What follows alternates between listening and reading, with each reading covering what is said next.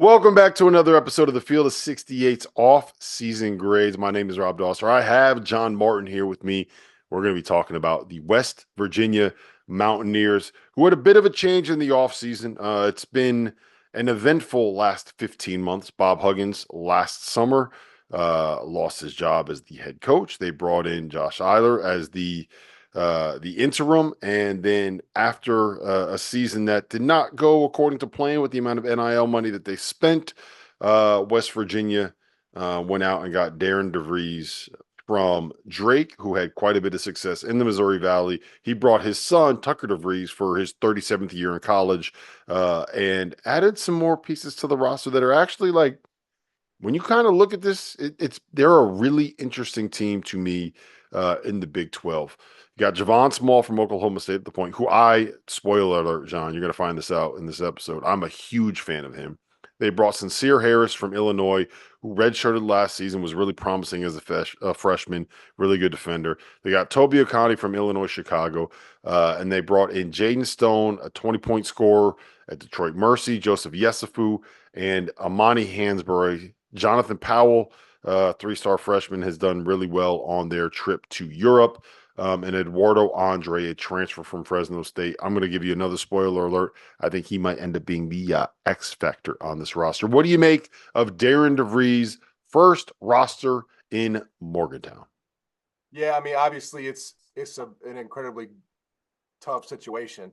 First and foremost, you're not following directly, the legend that is Bob Huggins, but you're following him, and you're following him, in a sort of riptide of some scandal. So it's obviously not an ideal situation for Darren DeVries there, but I mean, you have to say, given the circumstances, pretty good. I mean, sixth over there at 247 in terms of the transfer rank. And these are guys that have been productive in college basketball. You mentioned, Javon Small, Yesufu, obviously his son. His son led Drake to, multiple NCAA tournament appearances and, was awesome the last few years in conference. So I think, look, the bar, as we'll get to, is going to probably be pretty low for the Mountaineers, rightfully so. But I do think, in the context of that bar being low, they will be a scrappy team, and they will maybe, again, it's all about like how far you want to take it. But I think they could maybe be one of those teams we look up in January and say, "Damn, okay, West Virginia, Mm-hmm. they surprised some people." That's my setting right now with West Virginia. Yeah, I think that they are. I wrote down the first thing I wrote down under their roster on my notes over here was big time sleeper status. They finished last Yes. season dead last in the Big 12, and they won a grand total of 9 games. I think with the NIL issues that they had and some of the player issues that they had, that kind of explains why the bottom fell out. I don't think it was a talent issue. I think it was everything else going on their issue. And assuming that the checks don't stop coming for some of these players on the roster this year. I think that they have, as let me put it like this: Javon Small and Tucker DeVries are two of the guys that I think are really going underrated when it comes to how good they were. Javon Small Yeah. last year in the Big 12, 15 points a game, 4.5 rebounds, 4 assists, while shooting 44% from the floor and 37% from three on a team that tied with West Virginia in last place in the Big 12. He was at East Carolina the year after Tristan Newton was a star for East Carolina. So Tristan Newton left in 2022, transfers to UConn. Javon Small steps in for the 22-23 season and ends up having a year where he put up very similar numbers. Goes to Oklahoma State, has probably a more productive first season out of East Carolina than Tristan Newton did. So I'll be very curious to see what happens there. And Tucker DeVries is going to average 20 a game. Like, you Right. got the points, the buckets are there. You got Yep. guys that can guard. Jaden Stone off the bench is going to put up numbers. This Jonathan Powell kid, by the way, like, I was looking into what they did. They went to on an overseas trip to Italy and I think it was Greece as well. He had 24 in one game. He hit 4 threes in another game. A 6'6" freshman. Like, there's some depth there. We didn't even mention Amani Hansberry yet, who's a guy that showed flashes of like a stretch 4, stretch 5 kind of a deal. Illinois transfer. So I think that the floor is low. Like this thing could blow up, but Right. I think that there's real like tournament potential for this team, which I think Yeah. is a good thing for a group that they finished last place in the Big 12 last year, and we're talking about the tournament. Well, first of all, I mean, if you think about Drake's last 2 seasons in the tournament, they were Mhm. this close to beating both Washington State and Miami, right? Back-to-back seasons in the NCAA tournament. So, and it's not because they were chock full of NIL or loaded with amazing players. It was mostly because Tucker DeVries was, leading them to that point. And I so thought I you were look going to at say that. it's because Kendrick Lamar was on the other team, but Right, yeah. So, yeah, that's a good dad joke there. Put got him. put that one in the Hall of Fame over there, Dauster. But yeah, I mean, you're No one's starting ever done that before. No one's ever made a joke about Drake University and Drake the rapper being the same thing. No one's ever done that. I'm never. very creative. OG right there. But yeah, I think when you sort of take that and you extrapolate, you say, okay, well, he did this at Drake, and obviously the athletes that he plays with are going to be better at West Virginia.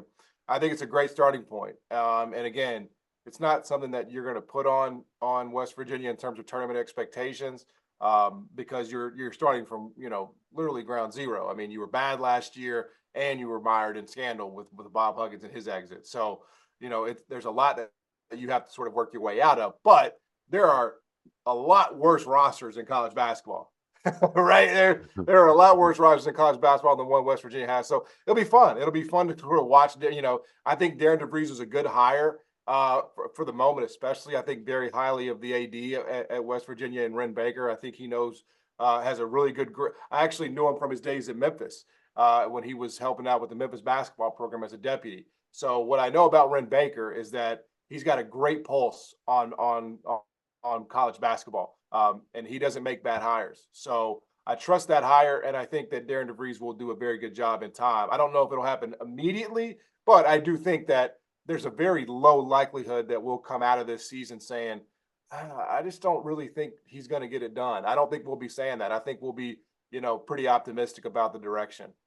Yeah, the thing that I really like about the way that he built it is um I think going into the Big 12 with how much of a dogfight that conference ends up being, he has his 2 point guards have experience playing in that league. Javon Small obviously was there last year. Joseph Yesufu didn't play a ton at Kansas, but he was at Kansas. You are about as old as you can get throughout most of the roster. Small's a senior. Okani's a 5th-year guy. DeVries is, I think he's technically a senior, but it feels like he's been in college for 37 years. Eduardo Andre is a 5th-year guy. Yesufu's a 5th-year guy. Jaden Stone's a 5th-year guy. So you have a lot of even Sincere Harris is a sophomore, but he's a redshirt. He's technically an upperclassman, 3rd year in college. So I really like that too. I really like what they're going to be on the defensive end. Like Okani was an all league defender in the Missouri Valley. Sincere Harris is known for what he can do defensively. Javon Small's a good defender. And then Eduardo Andre, 6'11", and had averaged a 1.1 blocks in like 23 minutes last year. So I think that it's going to be a little different than what you normally see from a Darian DeVries kind of a team, but I think the potential is there to be a disruptor. And the big thing is going to be, look, I think we're all accustomed to this, right? Some highly ranked team goes into Morgantown on like a Tuesday night at 9 o'clock on ESPN and just gets boat raced because you Yep. walk in and you have all of these inebriated West Virginia fans making sure that team knows that they're not welcome in this building. You got the guy walking around with the raccoon hat with the musket walking like he's walking around with a musket at a basketball game. Like, think about that for a second. That there's a That's level of right. intimidation there that you walk No into, and question. you're like, I don't want to deal with. So, I think they're going to pick off some wins that they maybe aren't supposed to get. Yeah. The question is like, what else can you do in this league? Like I said, I think that there's tournament upside with this group. I wouldn't be surprised if they were an NIT team, but I think that they have the chance to be able to get into the dance. I like what they've put together. Well, let's be clear. This is a beautiful spot. You don't get a lot of years like this as a coach, where the expectations are basically not like if you breathe, people are going to love you right now. you're definitely going to get, and he should get Don't some, finish in last place, and we're taking a step exactly. forward. Yeah, Like, that's right. Like, get into 16th place in the Big 12, and you have a great season. your You got to fans are going to love celebrate you. it. Your fans are Yeah. going to love you. If you finish like in dead middle, right? The fans are going to love you. Oh my God, he's going to look. Give this guy, let him cook, is what they're going to be saying at the end of the season. So, yeah, it's a great position to be in for West Virginia. But again, I think sometimes we tend to give grace where it is not deserved. And I think in this case, look, you have to give the guy a couple of years, even with a good NIL budget, because it's all things are not equal. This is not just, oh, the West Virginia coach took another job and it was open, this is an unfortunate situation that they're having to kind of climb out of. And so I think you do have to give the appropriate amount of time for that to happen. All right, let's talk about the X factor here. I kind of spoiled it. I think it's Eduardo Andre. He is the biggest big man on the roster. He is probably the only like actual five on the roster. And Yep. while I do expect them to do some like of that, like switching 1 through 5, everything when they go with the smaller lineup, if you look at what they had 1 through 3, bunch of guys that want to get out of pressure, bunch of guys that are ball hawks, bunch of guys that can force turnovers, bunch of guys that are known for what they can do defensively, and you do all that while having a guy at the in and around the rim that could be a rim protector. Like that's what to be able to play that solid defense, you need someone that can erase the mistakes when you gamble for a steal or overplay or get beat when you're pressuring. So to me, it's Eduardo Andre. Like he's a guy coming in from the Mountain West, averaged 7 points and 5 boards as a senior there. Like it's not like he's walking in as the second coming of Sagaba Kanate, right? You remember him Yeah. in the Yeah. depths? Yeah. So they need someone that can come in to be a rim protector and get some rebounds. So I think to me it's Andre is the X factor. If he can be a guy that can impact at a level, yeah, we don't need like 15 and 10. He ain't got to be Oscar Sheway. Right.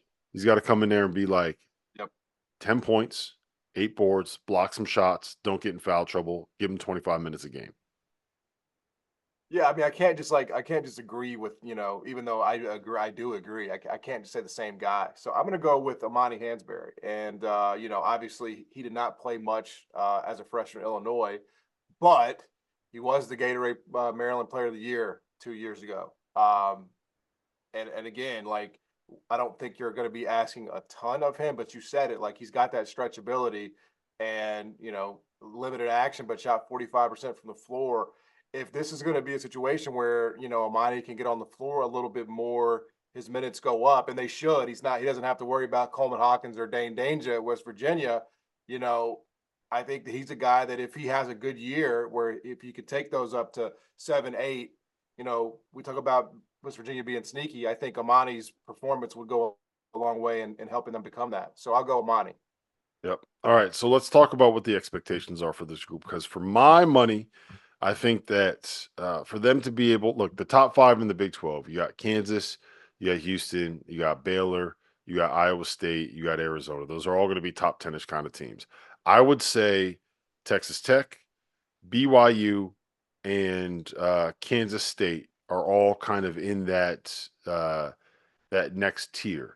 For West Virginia to be able to get up to that second group, I'll throw Cincinnati in there too. For West Virginia to get into that second group before to finish in the top 9, I think that would be a successful season. For them to get higher, be top 25, I think you need an All-American season out of Tucker DeVries, no step down when he's Yep. going up to the Big 12 level. I think you need Javon Small to be in the conversation for one of the 3 all Big 12 caliber teams.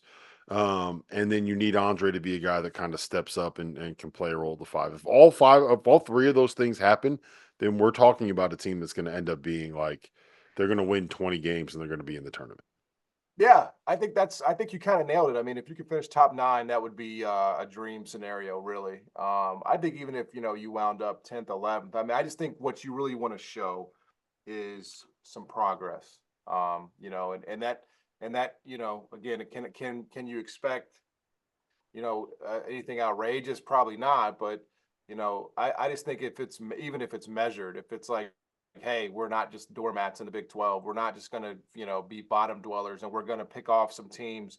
Maybe we'll even, win a ranked game on the road, something like that. I mean, again, just one.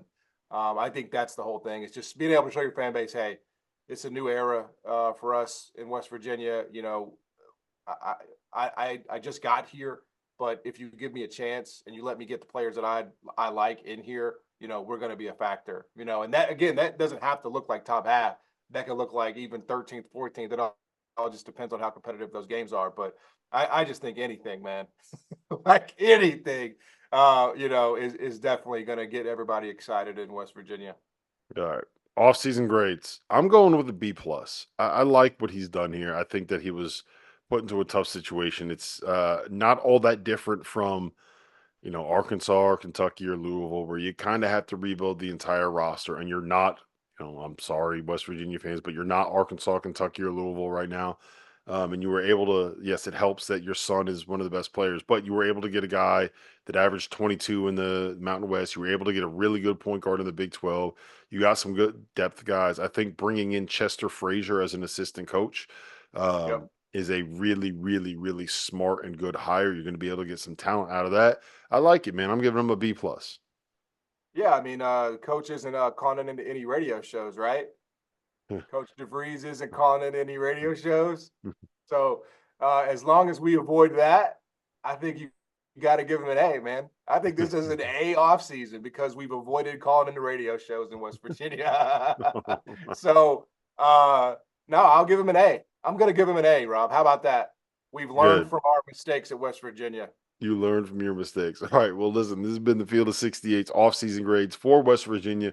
We got about 45 of these coming out over the course of August and September. Stay tuned. Field of 68 YouTube. That's where you can find all of this content.